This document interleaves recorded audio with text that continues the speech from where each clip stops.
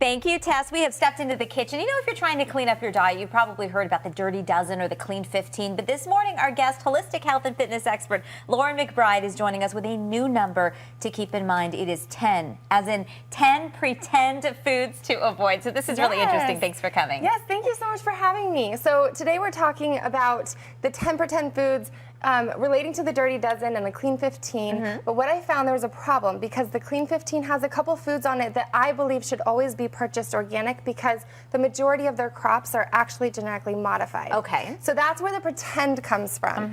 So genetically modified means genetic engineering. It's where they've literally taken the food into a lab and have artificially manipulated it to a point where our bodies never recognize it as food anymore.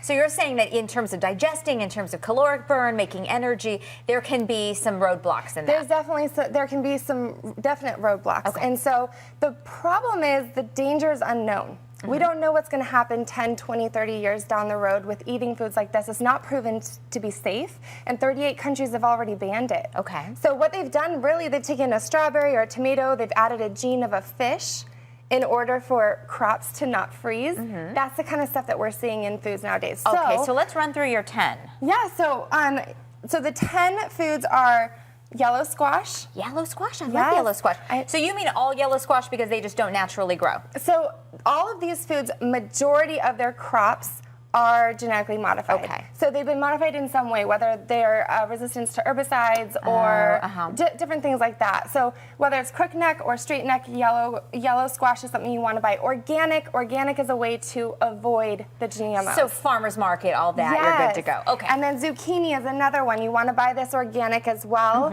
Papaya, unfortunately, GMOs were introduced to Hawaii in 1999, so virtually all papaya trees in Hawaii now are GMOs. Wow. And so buy organic if you can, find it in the store. Corn is one of the biggest genetically modified crops out there, and it's growing every single year, and this one is on the Clean 15. Okay. So I believe that you should always buy corn organic. Okay. And we have right here canola oil.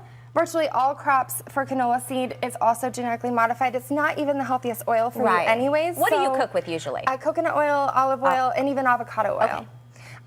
Alfalfa sprout is another one, kind of surprising. Make sure it's organic. Soybeans, they have to think not just necessarily eating edamame like this, but eating soy and products. How many foods do we eat that has soy products in it? So soy is virtually all GMO as well in the United States, and so look for organic. Milk is interesting because think about what cows eat. Cows eat a lot of corn, they eat a lot of soy, and if you're not getting organic milk, then what they are ingesting is then going into the milk, and then you ingest it as well. And beet sugar, so beet sugar again is actually 100% genetically modified in the United States. Okay. And so you want to get things like cane sugar or agave or honey, syrup. things like that. And then the last one, number 10, is not genetically modified, but it's an artificial sugar. So we see these cute little pink packets Even the yellow one that I use The yellow one is also modified. Okay. So this is my option. Monk fruit or stevia is a green packet that you can buy that is a natural sweetener for you. Okay, little changes we can make. How do people find you? And I know you've got a detox plan on your website and a lot of different programs. You can go to laurenmcbride.com, and I'm going to be sending out a download with this list and a lot more information on how to find alternatives to these foods. Well, thank you so much, Lauren. Good to see you. I got to switch up my coffee in the morning. Okay, that's going to be my little step number 1. Almond milk. Almond milk. Okay, April.